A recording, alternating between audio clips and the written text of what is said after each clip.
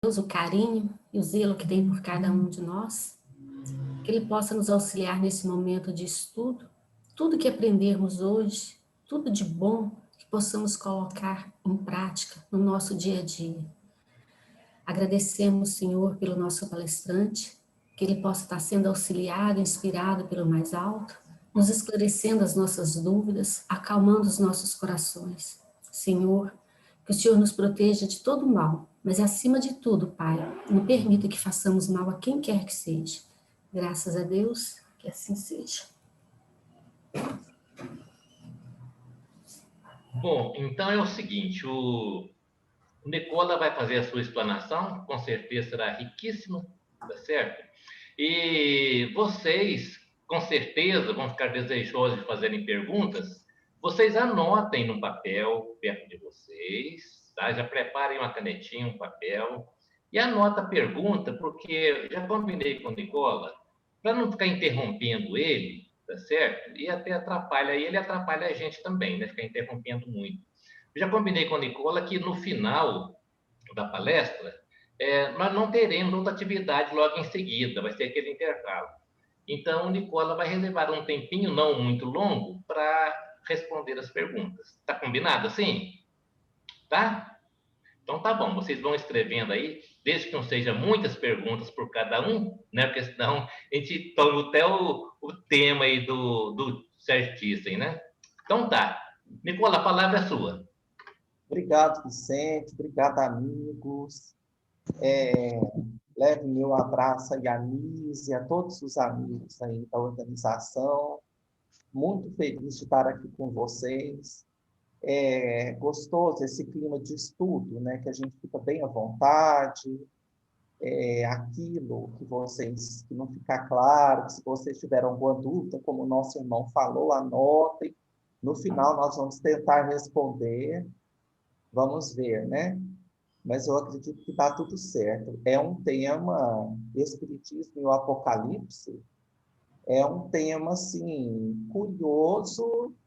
A gente tem muita curiosidade. Eu confesso que, preparando esse estudo ao longo da semana, vi várias questões que me estimularam, que me responderam dúvidas, né? Coisas que eu não sabia. Muito bom quando a gente vai aprendendo, né? Isso é que dá um estímulo. E, então, o Apocalipse, esse texto, esse livro emblemático do Novo Testamento, está contido aí na Bíblia, escrito pelo apóstolo João. João, né, chamado evangelista, aquele que Jesus sempre se dirigia com muito amor, era o discípulo mais querido, né, que ele falava. Em alguns lugares a gente encontra essa perspectiva. Então, primeiro, vamos partir dessa palavra. O que significa a palavrinha Apocalipse? Só daí já dá para a gente entender muito do que cerca essa questão de Apocalipse. Então, o Apocalipse vem de uma palavra grega, apocalipsis, uma palavrinha meio difícil. Na verdade, significa revelação. Então, quando se fala em Apocalipse, nós estamos falando automaticamente, a tradução, vamos dizer assim, seria revelação, revelar algo. E isso é que significa a palavra Apocalipse. Então, o apo, né, que tem aí no início, é tirado da palavra kaluna, que significa véu. Então, revelar é tirar o véu de sobre alguma coisa. É por aí que se compreende essa questão da palavra Apocalipse. Então, tanto no judaísmo antigo, né, antes de Jesus, e que perdura até hoje, tanto no cristianismo, que inicia após a vinda do Cristo sobre a terra, significa, então, a revelação. Revelação enviada dos céus, revelação vinda por Deus, revelação de Jesus, tudo isso é o Apocalipse. E permaneciam sempre as seitas secretas, somente profetas escolhidos por Deus, né? Já o Espiritismo nos traz que profeta, na antiguidade, era o quê? O sinônimo de médium. Então, aqueles considerados profetas eram médiums e muitos faziam revelações, ou seja, viam o futuro, certo? Então, esse é um ponto importante para a gente começar a entender aí esse livro do apóstolo João. Então, Apocalipse também, além de revelação, além de ver o futuro, com o passar do tempo, ele ganhou aí um significado de final dos tempos.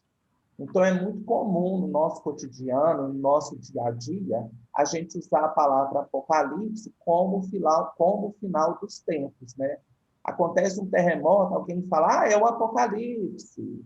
Quer dizer, dando sentido de final dos tempos. Além daquele sentido de revelação inicial, hoje já ganhou essa conotação. É algo bem comum, né, que já está no linguajar das pessoas. Igual agora a gente escuta muito com a questão da pandemia, né? É o final dos tempos, é o apocalipse, tudo está na Bíblia, é isso mesmo, né? A gente escuta muito esse tipo de diálogo entre as pessoas das mais diversas religiões. E ainda dentro dessa questão da palavra, nós temos dois apontamentos já que a gente pode trabalhar em conjunto com o Espiritismo, que é a nossa proposta aqui, né? Dentro dessa questão do nome, da terminologia que eu coloquei. Então, primeiro, quando se fala em final dos tempos, né, que já ganhou essa conotação, o que o Espiritismo explica sobre esse chamado final dos tempos, essa ideia que foi criada ao longo aí desses 2000 anos de Evangelho de João, de Apocalipse? O Espiritismo, gente, fala que esse chamado final do mundo, do nosso planeta, onde tudo vai acabar, vai extinguir, essa ideia que foi colocada, nada mais é do que o final de um período e o início de outro. Então, a gente já compreende, dentro da doutrina espírita, que Deus não criou esse planeta Terra maravilhoso, essa civilização grandiosa, para de um dia para a noite acabar, extinguir com tudo. Isso não vai acontecer. Mas vai haver o quê? Uma passagem. Nós vivemos num planeta que é, hoje, um planeta de provas e expiações, e esse planeta, no sentido dessa terminologia, realmente vai ser extinto. Nós vamos passar para um outro nível, que é o nível de quê? Da regeneração. Certo? Então, o final dos tempos, colocado lá pelo apóstolo João, significa essa passagem. Vamos terminar um ciclo e iniciar um ciclo muito melhor, né? E também, junto com essa questão de final dos tempos, vem aquela ideia que lá ele fala muito de destruição, de terremoto, de catástrofes que vão destruir o mundo. E a gente está escutando isso o tempo todo. Só que, gente, pela ciência, todas as catástrofes que estão acontecendo no mundo hoje estão dentro do seu curso normal. Não tem mais terremoto do que tinha antes. Não tem mais essa pandemia. Agora já houve outras muito piores, porque na época não tinha nem condição de se fazer um estudo como se faz hoje. Nada que está acontecendo hoje, um vulcão destruiu tal lugar, é o final dos tempos. Gente, não é. Tudo que está acontecendo na natureza hoje está dentro do seu ciclo normal. Não há um excesso de nada, não há um aumento de nada, tudo está no seu ciclo normal. A camada de ozônio ela abre e fecha regularmente, já tem milhares de estudos falando disso. É claro que está um pouco agravado por conta, né, dos maus tratos à natureza, infligidos por nós, mas tudo o que acontece está no seu curso normal.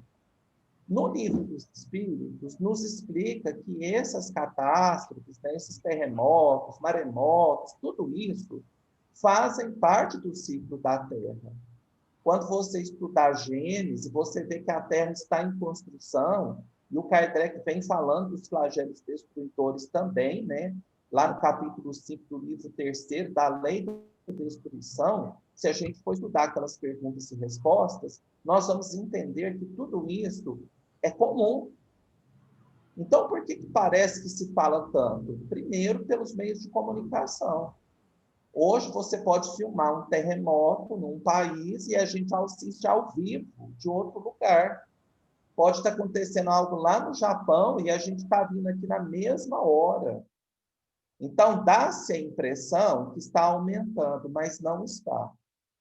O que nós temos a respeito dessa transformação nas obras de Kardec, que é onde a gente deve se basear? Lá no livro Obras Póstumas, nós vamos encontrar um apontamento super importante, porque lá os espíritos falaram para o Kardec o seguinte, que quanto mais se aproximasse esse período da transformação, iam aumentar os casos de suicídio e os casos de loucura. Gente, vocês estão escutando umas batidas? Não é efeito, viu? É o vizinho aqui do lado que está fazendo uma reforma. Então, tem pedreiro lá desde as 7 horas da manhã. Não é o mundo que está acabando, pelo amor de Deus. Mas, vamos lá. O que acontece, gente? O Kardec, lá no Obras Póstumas, então, nós vamos encontrar isso. O aumento dos casos de suicídio e daquilo que na época se chamava loucura, ou seja, os transtornos mentais. Chico Xavier falou isso muito para muitas pessoas. Do caso do aumento das doenças mentais, dos transtornos mentais e da quantidade de suicídio, que já está aí nos índices alarmantes no planeta, em todos os países, entre crianças, entre jovens. Então, realmente, por esses dados apontados por Kardec, nós percebemos que estamos caminhando aí para essa transformação. Este milênio, de 2000 até 3000, é o milênio da transformação. Nós não vamos passar para o mundo de regeneração da noite para o dia. A gente não vai dormir hoje, prova e expiação, e acordar amanhã regeneração, gente. São 1000 anos. Tem uma entrevista do Chico, e o Chico falava isso, ele contou, inclusive, na época, para Jerônimo Mendonça. Eu lembro de Jerônimo contar isso. O Chico falava assim, que só o problema da sexualidade na Terra vai durar até mais ou menos 2.700. Só para a gente ter uma ideia, gente, dessa transformação que ela é muito lenta. Então, eu lembro do Jerônimo falar isso para a gente, e eu tenho uma entrevista do Chico, num daqueles livros, que o pessoal pegou várias entrevistas, eu não me lembro agora o nome, que o Chico fala que só o problema da sexualidade ainda vai uns 700 anos. Então, para a gente ver que essa transformação é lenta, certo? Então, a gente está vendo aí o que o Kardec fala dessa questão do Apocalipse. Outro ponto importante, a chamada revelação. Nós não temos notícia, gente, do Chico fazendo revelações, Chico Xavier, que é a maior antena mediúnica que esse mundo já teve. Chico não fazia revelação, o ano que vem vai acontecer isso, vai acontecer aquilo. Chico tinha um cuidado profundo ao se referir de qualquer ato que fosse ocorrer no futuro. E ele sempre jogava de uma forma que a gente captava, entendia, mas não daquela forma profética, reveladora, né? Chico Xavier previu tal acidente. Não tinha isso, como se fosse um horóscopo. Por quê, gente? O que o Kardec também fala das revelações com relação ao futuro? A pergunta 868 diz o seguinte: em princípio, o futuro é oculto e só em casos raros e excepcionais permite Deus que seja revelado. Então, é muito difícil, é muito complicado o médium começar a fazer previsões futuras, falar de futuro. Por quê? Porque nós temos o livre-arbítrio e o futuro muda a todo instante. Eu posso reencarnar com um propósito de passar uma doença, por exemplo, e eu começar a trabalhar no bem e mudar o meu coração, e eu posso trocar aquela doença pelo bem, pela caridade. Nós sabemos que isso pode acontecer. Ou vice-versa, uma pessoa vem para se sadir e para trabalhar, e ela não trabalha, pode acabar em cima de uma cama. Então, como é que a gente vai prever o futuro nesse sentido de revelação? Então, aqueles que fizeram revelações, com certeza, elas não vão se cumprir, entre aspas, ou vai acontecer só alguma coisa, porque o futuro muda o tempo inteiro. Nós temos que ter muito cuidado com essa questão de revelar. Também na pergunta 869, se o homem conhecesse o futuro, negligenciaria do presente e não obraria com a liberdade com que o faz, porque o dominaria a ideia de que, se uma coisa tem que acontecer, inútil será ocupar-se com ela. Então, meus irmãos, vai acontecer um fato muito desagradável na minha família, eu fiquei sabendo. Aí eu cruzo os braços e deito, falo, já sei que vai acontecer mesmo, então tanto faz. Não, está errado, eu posso lutar, eu posso trabalhar, eu posso melhorar, eu posso buscar recursos, eu posso orar a Deus. Tem muita coisa que a gente pode fazer. Então, por isso que nós temos que ter muito cuidado com esse termo revelação, com essa questão de previsão de futuro. Pode acontecer de alguma coisa vir para auxílio? Pode.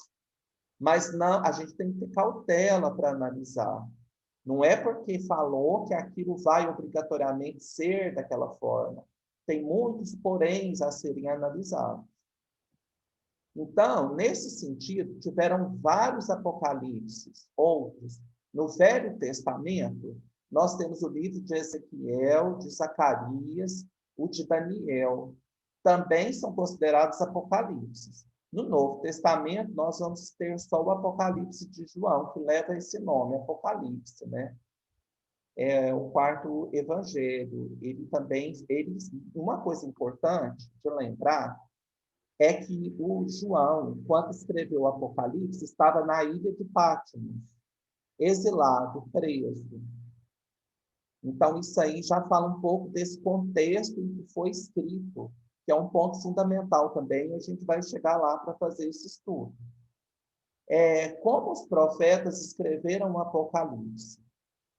Os antigos profetas, eles ouviam as revelações divinas e as transmitiam oralmente. O autor de um Apocalipse recebia as suas revelações na forma de visões que consignava em livro. Então, aqui, gente, tem um emaranhado de coisas. Primeiro, a gente já falou que profeta é o mesmo que médium.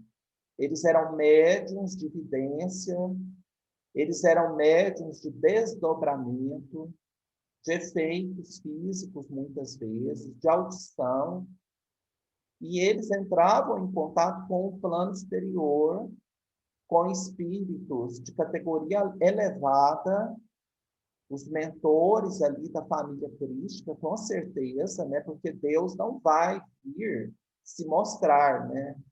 Começa que Deus não é um espírito como nós, né? Para vir falar. Então, é a palavra de Deus? Mas por outro espírito, né? Um espírito trazendo ali aquelas leis. Por outro lado, essas visões, elas são carregadas de simbolismo. O Haroldo Dutra, gente, ele faz um estudo fantástico, falando dessa questão da linguagem, né, da Bíblia, das parábolas, e que ele fala com uma propriedade muito grande, que ele traduziu, né, o Novo Testamento, que para aqueles espíritos daquela época, traduzir o pensamento religioso, que é algo muito íntimo, muito profundo do ser com o Criador, ele só consegue através da linguagem da simbologia, do símbolo. Isso é muito forte todos os livros, tanto no Velho Testamento quanto no Novo Testamento. É tudo simbologia, mitologia. E a gente precisa saber entender, decifrar esses códigos. Não é o que está escrito lá ao pé da letra. Nós temos que entender o significado daquilo. E isso, gente, é muito complicado. Tem vários autores que já fazem isso, espíritas, a arqueologia está trazendo aí um conhecimento fantástico, descobrindo coisas, a história, a antropologia. Então, é a ciência explicando. Aí a coisa ganha mais sentido e nós conseguimos entender melhor. Eu consegui alguns apontamentos aqui dentro da doutrina espírita, que a gente conseguiu falar. Porque senão a coisa vai para o domínio do sobrenatural, do mágico, do maravilhoso. A gente acredita que Deus é um homem de barba branca que vem falar com aqueles profetas, que eles eram os escolhidos, né? A gente cai nesse discurso comum que vem sendo trabalhado aí há séculos e séculos.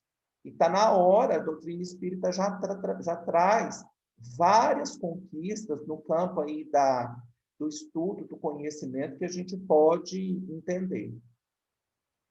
O Emmanuel tem uma parte lá no livro A Caminho da Luz, muito legal, que ele diz o seguinte: o Divino Mestre chama ao espaço o Espírito João, e o apóstolo, atônito e aflito, lê a linguagem simbólica invisível.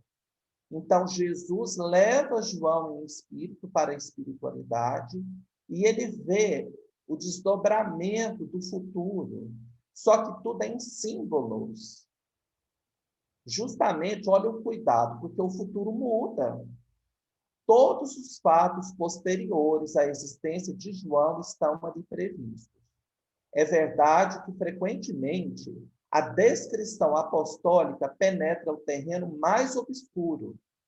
Vê-se que a expressão humana não pode copiar fielmente a expressão divina das suas visões de palpitante interesse para a história da humanidade. Palavras de Emmanuel, psicografia de Chico Xavier, no livro A Caminho da Luz. Então, o Emmanuel está falando que o João foi levado em espírito, viu tudo o que ia acontecer, viu o futuro que estava organizado naquela época, e ele volta, mas ele não tem a condição de captar com fidelidade absoluta aquilo que Jesus mostrou para ele. Então, ele vai falar aquilo que ele entendeu, aquilo que ele conseguiu captar. E ele vai usar a linguagem que ele tinha. Vocês imaginam, gente, por exemplo, como é que o João, ali no século I, vai descrever um avião, uma coisa que surgiu quase 2000 anos depois. Vocês já imaginaram como é que esse homem vai falar o que é um avião? O que é uma bomba de nuclear? Ele não tem linguagem, ele não tem recurso para falar. Então, ele vai usar o que? A metáfora. Ele vai usar o que? A simbologia que ele tinha na época. É assim que a gente começa a entender. Nós já sabemos hoje que um espírito, quando vai se utilizar de um médium para dar um comunicado, seja ele qual for, é igual a gente quando acessa o computador. Nós só podemos usar aquilo que está no computador. Eu quero editar um texto, um vídeo, mas no meu computador eu não tenho programa, então eu não consigo. O espírito é a mesma coisa, ele só vai conseguir falar através do médium com aquilo que o médium tenha dentro dele, o conhecimento que o médium tenha. Do contrário, gente, não sai nada. Dr. Bezerra de Menezes se aproximar de mim, quer escrever uma mensagem falando sobre medicina. Não vai sair nada, nem um ponto, porque eu não sou médico, eu não tenho a mínima ideia do que é medicina, não sei nada, sou um completo analfabeto ignorante. Então, não vai sair nada. Não adianta ele tentar. Então, é assim que acontece com a questão da mediunidade. A linguagem do Apocalipse, então, ela é simbólica. E quando a gente vai ler, quando você pega o Apocalipse para começar a ler, eu vou ler o Apocalipse. Gente, você lê uma frase, você já quer fechar o livro, porque a gente não entende nada daquilo. Não é uma história corrida com começo e meio e fim, que você vai lendo e vai entendendo. Não, de maneira alguma. Mediante a tudo isso que eu estou falando com vocês. Então, é possível torná-la compreensível. Como? Nós temos aí alguns pontos de estudo e de análise. Então, se a pessoa quer se debruçar para estudar o Apocalipse em si de João, ela tem que ir para a ciência, gente. Primeiro, o entendimento do significado de Apocalipse quanto à etimologia. O que é etimologia? O estudo da origem e da evolução das palavras. Então, o que é uma palavra que o apóstolo usou naquela época? O que ela significava naquela época? Não é o que aquela palavra significa hoje. Está vendo como é difícil? E a noção de conceito. O conceito tem a ver com concepção, com ideia.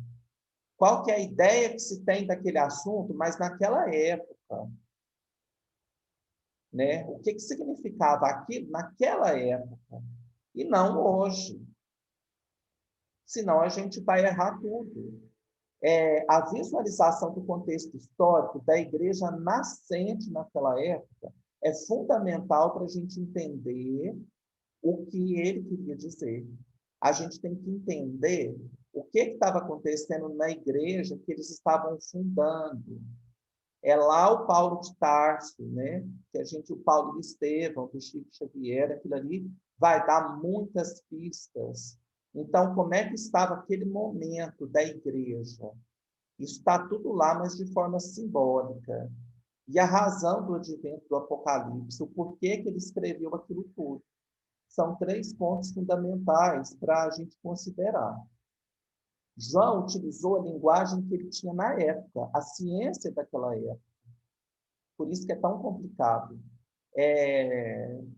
Por isso, gente, para entender também o Apocalipse, nós temos que estudar muito os princípios judaicos, principalmente a cabala daquela época. Aqueles números, tudo tem uma simbologia. Se ele fala lá o número 7, o que significa o 7 naquela época? Nós vamos entender no estudo da cabala judaica. É uma linguagem cifrada que ele usava. Né? Então, outro ponto fundamental é entender o judaísmo, o conhecimento judaico daquela época, para a gente ir desmembrando toda aquela simbologia. O contexto histórico que o João escreveu é, assim, fundamental para a gente entender os escritos. No momento em que o João escreve o seu livro de visões, né, que aquele livro nada mais são do que relatos escritos de visões que ele teve fora do corpo. A igreja primitiva, quando a gente fala em igreja primitiva, era aquela igreja que estava sendo fundada ali por Paulo, né, por Pedro, a Casa do Caminho e aquelas tantas outras. A igreja primitiva estava sofrendo uma terrível perseguição por Roma e pelo Império Romano. Então, a besta que ele fala lá em vários momentos é o Império Romano, que estava perseguindo as igrejas e matando os cristãos. É por instigação de Satanás. Quem é Satanás para João naquele momento? É o adversário por excelência do Cristo. É o anticristo. Então, quando ele fala em anticristo, quando ele fala em besta, ele está falando dos adversários de Jesus naquele momento, de Satanás, né? Quem era o adversário de Jesus naquele momento, gente? Roma, o poderio romano que estava querendo acabar com a igreja primitiva, sacrificando os cristãos, né? O próprio João já estava preso na ilha de Patmos quando ele escreveu tudo isso. Era a época do imperador Domiciano, que foi do ano 81 a 96 depois de Cristo. Então, solidário com os companheiros que estavam sendo submetidos a torturas, as perseguições, as mais difíceis, o João apresenta os conteúdos. Se você dividir, eu achei isso aqui muito interessante, eu achei lá no site da Bíblia do Caminho. O Apocalipse ele é dividido em 3 pontos, em que mostra claramente que João está conversando, dialogando, tentando, de alguma forma, clarear aquela situação dos perseguidos cristãos. Então, primeiro, você vai encontrar ali, no livro, um protesto contra as injustiças sociais que estavam sendo cometidas naquela época, com relação aos cristãos. Você vai ver o sofrimento que aguarda os perseguidores.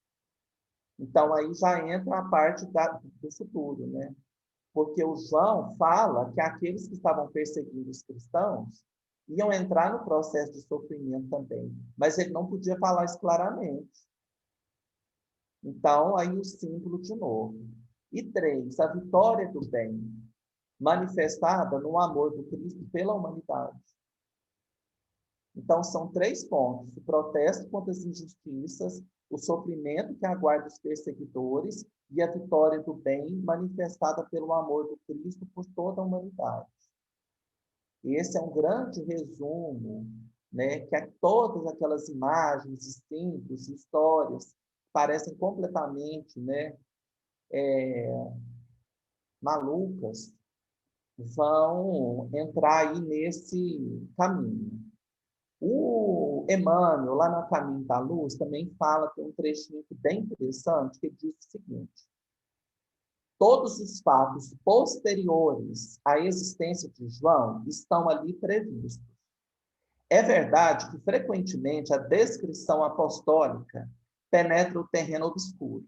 Vê-se que a expressão humana não pode copiar fielmente a expressão divina, foi o que a gente falou lá atrás. As suas visões do palpitante interesse para a história da humanidade, as guerras, as nações futuras, os tormentos por vindouros, o comercialismo, as lutas ideológicas da civilização ocidental, tudo está pormenorizadamente entrevisto ali naquele texto. Então, ele lança as ideias de tudo aquilo que viria no futuro também.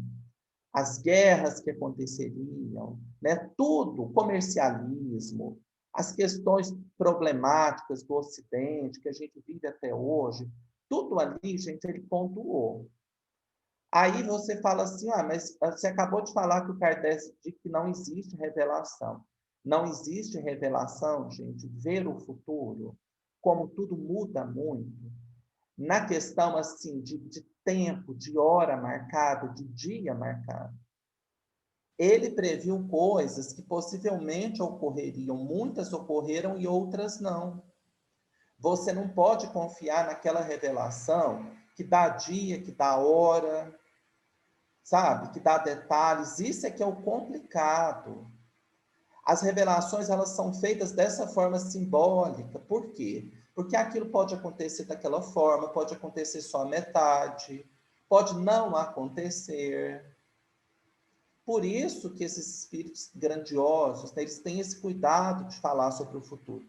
Se você for interpretar aquilo ali, com dia, com hora, assim, tudo milimetrado, você não vai chegar a lugar nenhum.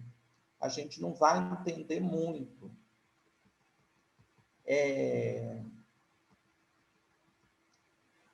Uma coisa interessante, que eu acho que uma das partes aí mais famosas, né, no sentido assim de ser conhecida, é quando fala lá do Apocalipse, a questão da besta, né, o número 666.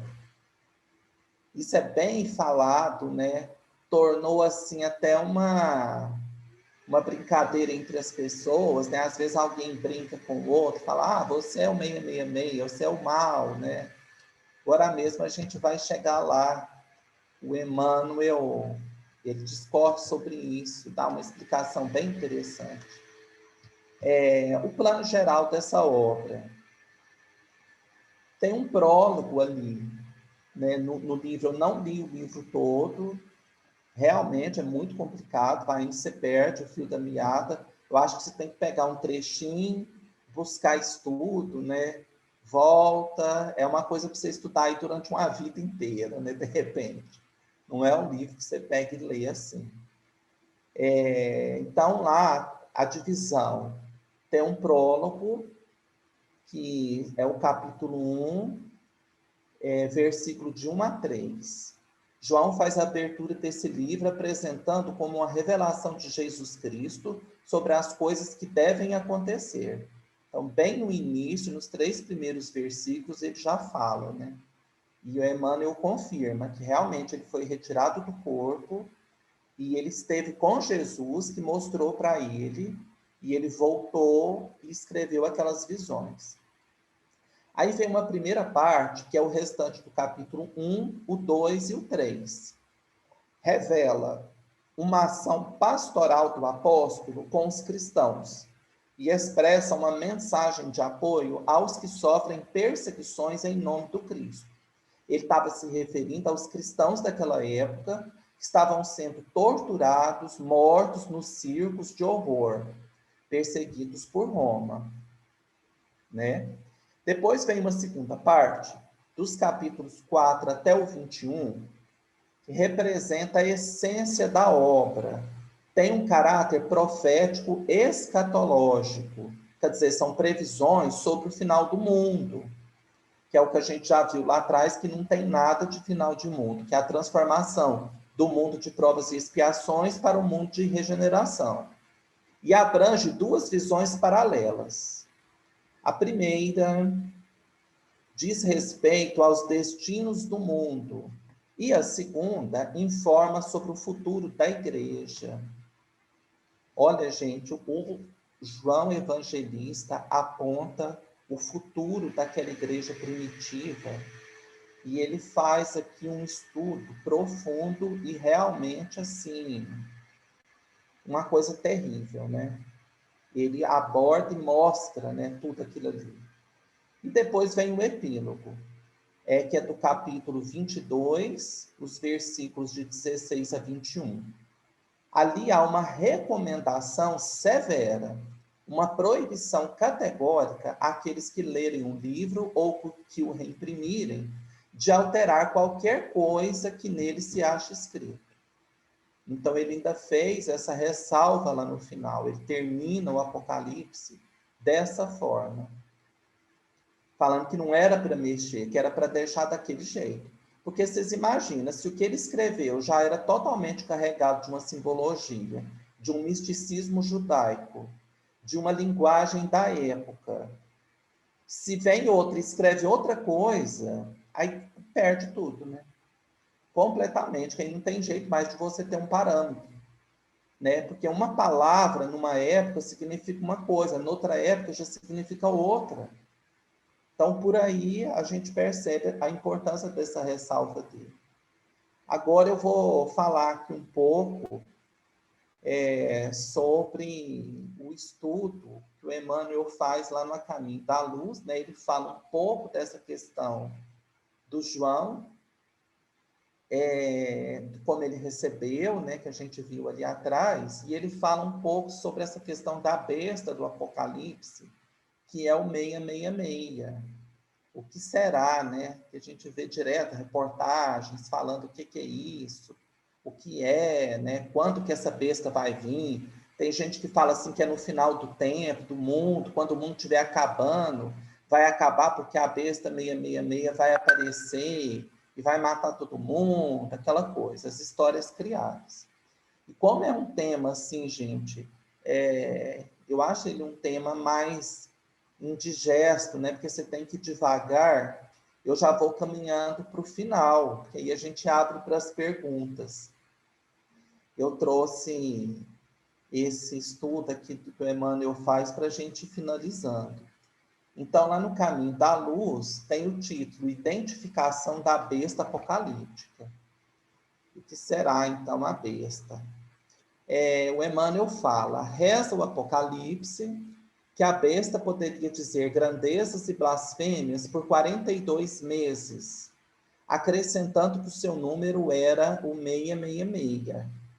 Está lá no Apocalipse, capítulo 13, versículos de 5 e 18. Examinando-se a importância dos símbolos naquela época, olha a cabala judaica aí, o Emmanuel falando. Você tem que entender o símbolo naquela época. E seguindo o rumo certo das interpretações, podemos tomar cada mês como sendo de 30 anos.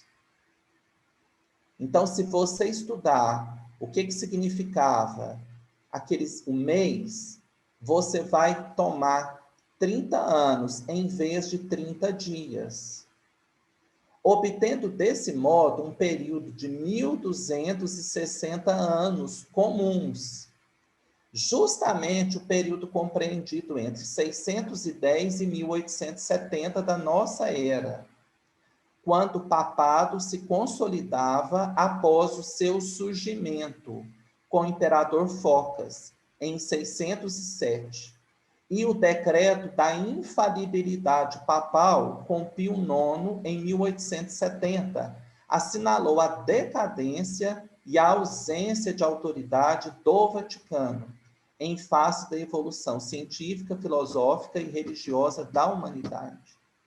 Então, 666, quando você vai fazer o estudo conforme a simbologia da época que o Emmanuel fez aqui, né? Cada mês corresponde a 30 anos e não 30 dias. Aí você vai ter 1.260 anos, que é justamente o período de 610 a 1870, gente.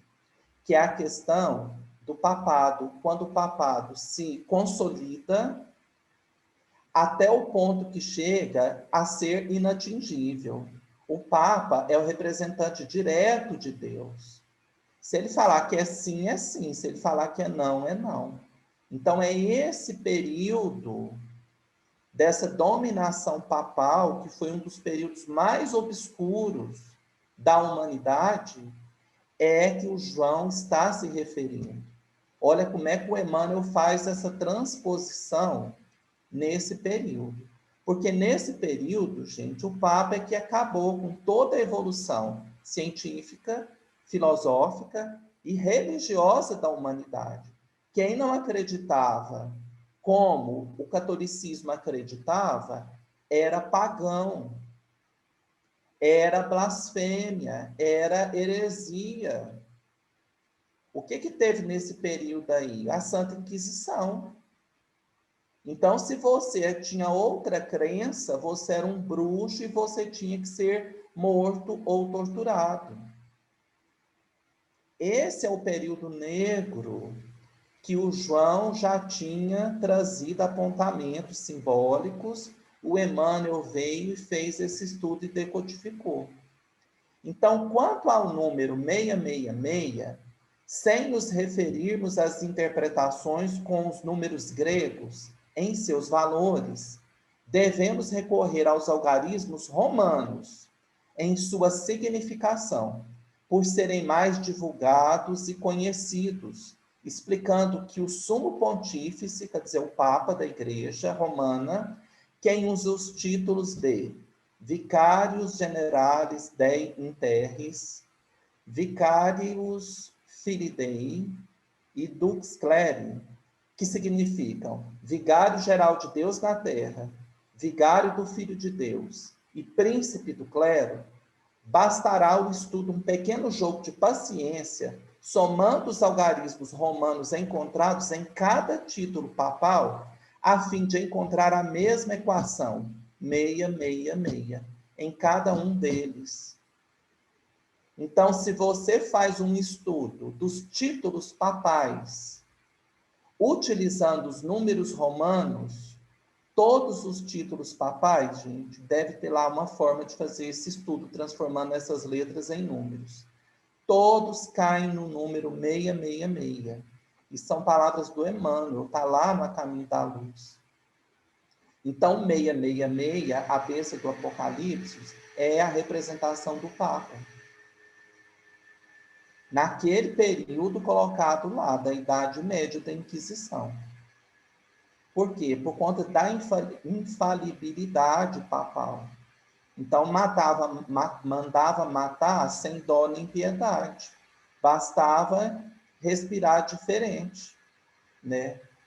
Então, João já tinha antevisto esse período. Vê-se, pois, que o Apocalipse de João tem singular importância para os destinos da humanidade terrestre. Então, é muito bacana, porque o Emmanuel faz esse estudo, comprova essa questão da simbologia que deve ser estudada para que a gente possa transformar. Tem autores que investigam os outros símbolos, né? O carro de fogo, o dragão com não sei quantas cabeças e por aí vai. Tudo aquilo ali, gente, tem um significado. Tudo tem um significado. Se a gente conseguir fazer essa transposição com tudo isso que nós trouxemos aqui hoje, esse estudo, a gente vai entendendo. Já tem vários estudos à luz da doutrina espírita, que já demonstram muita coisa. Eu peguei alguns que eu fui encontrando, coloquei aqui, né, para a gente pelo menos ter um pontapé, mas tudo isso é fundamental para a gente entender aquela simbologia do João. Então, são revelações. O Apocalipse é um livro de revelações, um livro profético, escrito por um médium que erra também, mesmo sendo João, o próprio Emmanuel que está falando, que ele não conseguiu traduzir com fidelidade tudo que Jesus mostrou para ele em visões. Ele trouxe aquilo que ele entendeu. Então, olha quanta coisa não tinha por trás ainda, né? A gente está lendo ali fragmentos, descobrindo alguns fragmentos, né? E o principal é acabar com esse equívoco de fim de mundo. Até dentro da doutrina espírita, a gente vê um movimento, muitas pessoas com essa loucura, que vai ter cataclismo, que o mundo vai acabar e tal, e a gente começar a entender essa questão, que não é por aí. A transformação da Terra é uma coisa. Agora, o principal, que a doutrina espírita está aqui para isso, gente, é para a transformação nossa interior. A gente não tem que ficar preocupado se vai ter terremoto, a pandemia, o mundo vai acabar. Não, nós temos que preocupar com a transformação nossa interior. É isso que o Espiritismo, mãozinha, é isso que o Espiritismo quer colocar no nosso coração o tempo inteiro. Não adianta ficar preocupado com coisas externas. Um dia uma amiga minha estava com essa discussão, aí eu falei para ela, eu falei, olha, tá, o mundo vai acabar, e aí? E todo mundo vai desencarnar. Eu falei, e aí? Ué, nós vamos para o outro lado, assustado. Eu falei, e aí? O que vai adiantar nós chegar assustado? Nós vamos melhorar o coração se o mundo acabar hoje? A gente vai sofrer. Eu falei, mas nós vamos melhorar o coração? O mundo vai acabar. Não vai adiantar nada. Nós vamos continuar do mesmo jeito. Porque o que muda as nossas ações é o nosso esforço íntimo, é o bem que a gente faz, é a caridade, né? É tudo que o Espiritismo está batendo aí o tempo inteiro conosco. Então, isso, gente, é que tem que ser o nosso foco. Não ficar preocupado. Tem gente que perde sono, né? Fica preocupado, desesperado. Há religiões seitas que são muito, falam, né, muito disso. Aquela época que falava que o mundo ia acabar no 2000, quanto suicídio não teve, né, por conta dessa ignorância. A gente viu reportagem e tal. Então, meus irmãos, é isso. É um estudo aí para a gente entender um pouco esse Apocalipse. Se tiver alguma pergunta, para a gente tentar conversar junto, né? Porque eu tentei resumir alguns estudos que eu peguei para dar um norte, né? Para a gente entender um pouco, clarear o que é aquela questão, aquele livro de revelações. Nicola, perfeito, esclarecedora a sua palestra, tá? Você citou muitas vezes aí o livro A Caminho da Luz. É um livro que a gente recomenda, é uma verdadeira história da humanidade. Quem não leu, leia. E quem já leu, releia, porque é realmente uma história da humanidade. Lindo, lindo, lindo livro, tá? E o Nicola foi realmente inspiradíssimo aí na sua palavra. E nós vamos abrir agora, então, com certeza ouvir alguém com canetinha na mão, tá? Certamente alguém já anotou algumas perguntas aí. Aí fica aberto, então. Quem quer perguntar primeiro? Maria Júlia? É a que Eu, mais escreveu. não, eu escrevi porque ele foi me deixando assim curiosa para estudar mais. Eu queria indicações de livro para estudar mais sobre os princípios judaicos, porque é um assunto que me fascina, né? A Gênese, a Caminho da Luz são livros que eu tenho, que eu já li, e como o Vicente disse, a gente precisa reler, né? Principalmente quando a gente está fazendo os estudos na nossa casa, tem uns trechinhos, a gente tem que ler o livro para explicar aquele trechinho. Mas eu queria mais indicações de livro, porque eu amo esse assunto, eu gosto de ler sobre isso, né? E eu Olha, acho importante a gente ter esse esclarecimento, porque nós espíritas sabemos que quando a gente desencarnar e for permitido a gente trabalhar lá do outro lado, né? Depois que a gente passar as nossas fases que temos que passar, né? Não sabe se no umbral, se ou direto para um hospital de repouso, né? Diz que muitos doentes sofridos são os espíritas, né? Então, acho que depois que a gente passar dessa fase, nós temos muitos irmãos evangélicos que nós vamos precisar ajudar. Então, é bom a gente ter esse conhecimento para esclarecer aquele espírito naquele momento, né? E até para conversar com eles quando encarnados mesmo aqui, né? A gente saber um pouquinho. Por exemplo, eles ficam admirados quando eles batem na minha porta. Agora eu moro em condomínio e não bate muito. Mas quando eu morava em casa e eles vinham conversar, eles ficavam fascinados, porque eu sabia um pouco da Bíblia. É um assunto que eu gosto de estudar, eu quero aprofundar mais, é porque eu ainda não achei uma pessoa para aprofundar junto comigo. Mas eu queria indicação de livros para me continuar esse estudo. olha, Maria Júlia, eu não tenho assim uma indicação da literatura judaica mesmo. Eu nunca assim peguei para estudar, para aprofundar os livros. Se a gente jogar na internet, eu acho que você encontra o roteiro, tem muitos cursos. Uma coisa assim que eu entendo, porque eu também sou fascinado por esse assunto. A cabala judaica, ela assim hoje já foi acrescida, já virou até uma coisa de moda, tem muitos artistas de Hollywood, a Madonna estuda cabala, outros artistas famosos são adeptos da cabala. A cabala, eu sei que é o seguinte, lá no princípio, o que eles falam? Que aquelas leis, né, porque o judaísmo ele é fundado ali em cima dos 10 mandamentos de Moisés. E aí o Moisés recebeu no Monte Sinai, tem toda aquela história dos 40 anos no deserto, com aquele povo que ele tirou do Egito, que era escravo, né, os hebreus e tal. E a Cabala, e o Moisés escreveu o Pentateuco, que são os 5 primeiros livros lá do Velho Testamento, né? O Êxodo, a Gênese, são os 5 primeiros, eu não sei de cor. E tem as leis também, aquele monte de lei, aquele monte de coisa para regulamentar. A Cabala, ela fala de uma consciência mística, que não é só aqueles 10 mandamentos ali escritos na pedra, puro e decorado, que por trás dos 10 mandamentos teve uma revelação mística do alto naquele momento. Então, que o Moisés ele entrou nos segredos do universo. O que é isso que eles estão falando, gente? Doutrina espírita. A lei de Deus é uma só no mundo inteiro. Então, que Moisés ele teve contato com essa lei quando ele estava no Monte Sinai, ele teve em contato com essa revelação, com algo que está por trás. E trouxe os 10 mandamentos, porque aquele povo daquela época era muito indisciplinado ainda. Ele precisava colocar primeiro o quê? Ordem.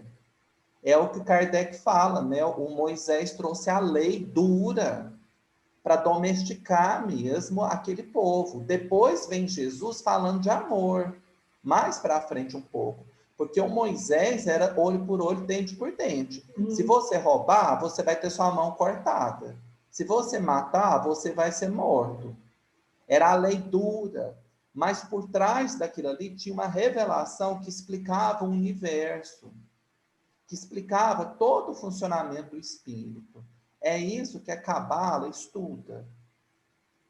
Então, me parece que é por aí. Eu nunca peguei para estudar, para aprofundar, sabe? Eu não sei. Mas eu sei que tem muitos cursos, tem muita coisa, material. Se você for buscando na internet, você vai encontrar. Eu vou dar uma quem olhada. É a linguagem que o João usou para escrever. Ô, Júlia, Quem quer decifrar lá tem que estudar a Cabala. Júlia, Oi. quem pode te auxiliar muito nos cursos é o Haroldo, dentro do Portal Ser. Ele fala muita coisa sobre isso. Então, assim, tem um vasto trabalho dele que pode te auxiliar nesse caminho. Ok. Obrigada. Bom, mais alguém tem alguma pergunta? Aproveitar o tempinho restante aí. Mas alguém anotou alguma pergunta para fazer aí para o Nicola? Flaviana. Nicola, você falou muito sobre essa questão, né, da besta ser vinculada aí historicamente ao Império Romano, as perseguições que as pessoas estavam sofrendo naquela época, né? Os cristãos. Mas também, será que não tem um cunho espiritual para essa besta, como uma própria, talvez, sim, legião de espíritos inferiores, alguma coisa nesse sentido, ou não? Olha, quando ele começa a falar na questão da besta e da perseguição, ele se refere ao poderio de Roma, que estava perseguindo ali naquele momento os cristãos, fechando igreja, torturando, aquela história toda que a gente conhece. Ali estava começando aquele período. Mas, com o espiritismo hoje, quem são essas pessoas encarnadas e quem estava junto com elas? É isso aí que você está falando. É uma legião do mal. Né? Porque ele falou daquilo que era perceptível materialmente. Era Roma tentando massacrar, né? Mas quem estava por trás ali, influenciando Roma, eram as trevas. Então, automaticamente, tem toda uma questão espiritual, sim. Né? Porque são legiões de espírito do mal que o tempo inteiro estiveram ali tentando deter, por exemplo, a própria reencarnação do Cristo, né? Insuflando as pessoas, né? A morte de Jesus, depois para propagar, disseminar as ideias. Tudo isso, quando você pega o livro A Caminho da Luz, você entende claramente que é a legião do mal, vamos dizer assim. É a questão espiritual daqueles espíritos que acham que o planeta é deles, eles querem dominar com o mal, né?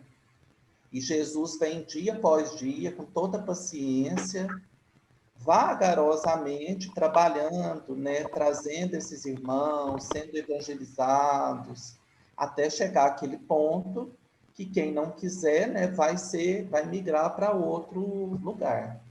Mas tem tudo a ver com isso que você falou. É a questão espiritual, sim, que ele estava trabalhando. Mais alguém quer fazer alguma pergunta? O Mauro, parece só que o áudio está baixo, Mauro. Mauro, cadê você, Mauro? Está baixo, Mauro. Não dá para ouvir, Mauro.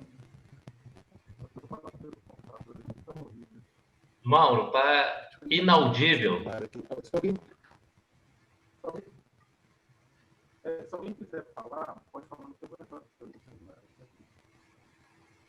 Eu só achei interessante também, Nicola, quando você falou essa questão dos papas, né, desse número 666, eu fiquei imaginando se a Igreja Católica, né, fizesse essa interpretação, seria muito Mas difícil. eles sabem, você pode ter certeza. É. Eles sabem. Porque ele estava se referindo ali ao período da Inquisição. Eles podem até não divulgar e nem falar, né? Mas a interpretação é clara, né? É clara, e a própria igreja já pediu perdão, né, publicamente, porque eles reconheceram o mal feito durante a Inquisição. Então, eles sabem. Não é possível também, né, gente, em plena século XXI, acreditar que aquilo foi uma coisa boa, né? Não tem como. Mas é tão interessante também, né, que a gente vê Roma desde a antiguidade até a atualidade, né, ainda como esse centro de poder religioso, que graças a Deus tem modificado bastante, mas desde a época do Cristo, né, até hoje. E desde antes, né? Porque eles iam dominando os países, né? Disseminando ali a própria religião antes, que era politeísta, depois passam para o cristianismo bem à frente, e estão até hoje, né? Lá com o Vaticano. É engraçado isso, né? Mauro Rosa está com 2 janelas aí, Mauro. Conseguiu, Não, Mauro? não peguei porque o computador estava travando, né? Ó, agora Ah, eu tá. tô... Agora tá legal, né? Então, Tá. sobre o que a Flaviana falou sobre o lado espiritual, a gente faz um apanhado junto com essa questão mesmo do A Caminho da Luz. Tem aquele livro Exilado de Capela, e tem um livro também que a gente leu, Os Dragões. Porque geralmente aquela leva de espíritos que vieram no início mesmo, né, até para ajudar nosso progresso, que no A Caminho da Luz fala lá dos exilados de capela, aquela coisa, né? Então, é interessante que muitas vezes tem aquela parte simbólica que o diabo, lá fala nesse livro, né, que o diabo conversou com Cristo, aquela coisa ameaçando, né? Mas aí depois no livro vem explicando que era. É aqueles espíritos que vieram antes, eles queriam, já, é lógico que estava na atmosfera espiritual, né? Eles estavam querendo privilégios, né? E não tem privilégio na doutrina, até que tem trabalho e tem progressão espiritual, né? Então, muitas vezes, o que é isso? Aí começou essa progressão, muitas vezes, esse embate. Depois, naquele livro, Francisco de Assis também fala um pouco sobre eles, a Cidade Estranha, né, que fala aqueles espíritos que foram retirados na vinda do Cristo, ficaram aprisionados por 1000 anos, e na Bíblia fala que a besta foi presa e seria libertada e ia tacar fogo no mundo, né? A promessa deles foram isso. Então, a gente entende as inquisições, escravidão, então toda essa bagunça dentro da Igreja Católica também, a gente vê tudo que está tudo ligado com esse grupo de espíritos, né? Que muitas vezes nós também fizemos parte disso também, né? Fizemos, esse é o nosso passado, gente, com certeza. A sua explicação aí foi fantástica. Eu não li esses livros, esses que você citou aí por último, mas isso aí que você falou ilustra perfeitamente, né? Essa caminhada do planeta Terra, essa forma com que as coisas vão se dando, né? É justamente assim. E eu me lembrei lá do Humberto de Campos, Brasil, Coração do Mundo, Pátria do Evangelho, quando Humberto de Campos, quando o Anjo Ismael, que é o responsável pelo Brasil, vai conversar com Jesus, que Portugal estava, né, iniciando a questão da escravidão, o que Jesus diz para ele? Jesus não interfere no livre-arbítrio das pessoas, ele aproveita, ele pega e diz o seguinte: vamos atrás, então, daqueles irmãos que estão sofrendo, chorando nas trevas pelo mal que fizeram, que eram os espíritos ligados às guerras das cruzadas e à Santa Inquisição. Eles já estavam sofrendo nas trevas. Aí Jesus fala para o anjo Ismael que aqueles espíritos iam reencarnar em África para poder serem os escravizados que vinham para as colônias das terras novas. Então, olha como é que a coisa, Jesus com paciência, né? Porque esses espíritos fizeram mal durante séculos. E ali começa a renovação. Eles começam a reencarnar. Então, aqueles espíritos, gente, que foram os povos escravizados, na sua grande maioria, foram os que promoveram as cruzadas, as inquisições, outras guerras também cruentas, né? Muitos espíritos romanos, daqueles períodos bárbaros de dominação, de conquista, e o Emmanuel e o Humberto de Campos fala lá através do Chico Xavier, né, que depois de 2 ou 3 reencarnações de gerações passadas de escravos aqui, eles começaram a transformar, a melhorar. A maioria deles. Então, olha que coisa, como é forte nessa questão da civilização, dessa caminhada, o que está por trás de tudo isso, né? Muito interessante esse estudo. Bom, gente, agora vamos para a última pergunta. Quem tem a última perguntinha para fazer?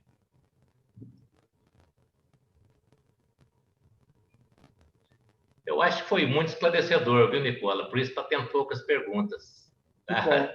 Sua palestra foi muito boa, muito esclarecedora mesmo. Tá bom? É um tema muito rico. Se você for pegar para estudar, nós vamos ficar meses, né? Porque o que tem de material dentro do espiritismo, dentro da ciência, dentro da arqueologia bíblica, dentro de antropologia, tem coisa, sim. Então, nós vamos ficar aqui, é um estudo para se fazer, acho que até em ano. Então, eu tentei, né, pegar assim, alguns pontos para a gente dar esse start, esse pontapé, começar a refletir, né, e bater mais nesses pontos, porque a gente fica com alguma coisa, né? Dá uma partezinha, né? Um exercício interessante, gente, para ser feito em grupo, para a gente finalizar, é você pegar aquelas imagens, aquelas coisas lá, você divide em grupo, né? Igual o Emmanuel fez com o 666, e a gente tentar, à luz da doutrina espírita, enxergar aquilo. Como o Mauro falou, né, fez esse estudo aí fantástico, esse roteiro, falando dessa besta, desse inimigo, né? A gente comparando, tentando enxergar com o que a doutrina espírita aponta. É um exercício interessante. Então, muito obrigado mais uma vez a todos e a todas. Valeu, Vicente. Muito obrigado, gente. Esse aí, Nicola, nós te agradecemos profundamente, tá? Estamos distantes aí fisicamente, mas você receba aí o abraço de todos nós, tá? E agradecemos também a todos os participantes, embora alguns ficaram atrás da câmera. É tão bom quando o expositor está falando e vê a carinha de todo mundo, né? Mas respeitamos aí o desejo de cada um, tá certo? E fica aí o nosso agradecimento com o Nicola e também o convite para assistir aí a palestra às 7h30, tá, do Dr. Sérgio Thyssen. Viu, Nicola? Você é um dos convidados nossos aí a assistir a palestra, tá, do Dr. Sérgio Thyssen, tá? E nós vamos agradecer também o Cláudio, porque nós trabalhamos sempre aí com suportes, né? Lá na abertura, o Mauro até lembrou desse detalhe aí. Todo mundo agradecendo aí os organizadores das palestras e tudo, mas esquecendo dos técnicos que estão aí por trás de toda a tecnologia, dando todo esse suporte. Sem eles, não teria esse evento, tá bom? Então, para a nossa sala aqui, foi destacado o Cláudio e a André, a esposa dele, tá? Tá lá no cantinho, tranquilo. E vai aí os nossos agradecimentos, o Cláudio e a Andréia, pelo apoio de vocês aí, para que essa sala corresse aí dentro dessa normalidade. O Nicola foi assessorado aí pelo Cláudio, tá certo? Na interação conosco aí, tá bom? Então, fica aí os nossos agradecimentos para todos e o convite para prosseguir. O Encontro Fraterno não acabou. Amanhã teremos mais, tá? Amanhã são as práticas. Aí vocês falam, mas como prática? Vocês verão amanhã, tá bom? Então, tem muita coisa ainda, muita coisa boa nesse final de semana de muita luz para nós. Então, encerrando aí, eu gostaria de um voluntário para fazer a prece de encerramento para nós. Quem deseja fazer a prece? A Denise falou, Denise levantou a mão. Gente, antes da prece, eu queria só reforçar. Primeiro, agradecer o Nicola, né? Eu estava aqui te ouvindo, viu, Nicola? Depois a gente conversa. Muito bom. Reforçar, né, que nós temos a palestra às 19 horas. Então, todo mundo vai sair agora, vai tomar um banho, vai mandar uma janta para nós, né, Vicente? Aqui na nossa casa. O Oscar está ali com a cara de que ele cozinha bem. E depois, às 19 horas, a gente volta, acessa de novo, é um link único, né? Às 19h30, Alegria Cristã, 19h30, pontualmente, nós temos a prece, e logo após a prece, a palestra com o doutor Sérgio Tizen, com o tema A Pandemia na Visão Espírita. Tá certo? E encerrando o nosso encontro, nós já vamos clicar lá na TV Mundial de Espiritismo e participar do lançamento da Concafras 2021. Então, essa noite vai longe, viu, Cláudio? Prepara aí, faz um café para tirar o sono. Nós temos muita coisa boa ainda. Então é isso aí. Obrigada, Vicente. Obrigada, Nise. Bom, é a Denise que vai fazer, Denise? Então tá. Com você. Então, vamos mais uma vez fechar os nossos olhos, serenar os nossos corações, elevar os pensamentos a mais alto, agradecendo a Deus, nosso Pai Celestial, por esta oportunidade bendita da doutrina espírita, agradecer por essa tarde maravilhosa de estudos que tivemos, agradecer por todos os bons trabalhadores que se dispuseram a participar, a organizar este evento de luz.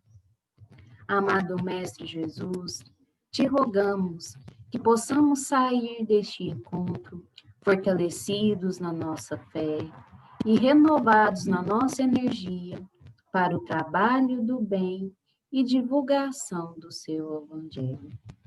Com a sua permissão, vamos encerrar o momento dessa atividade, pedindo que permaneça conosco, hoje, agora e sempre. Que assim seja.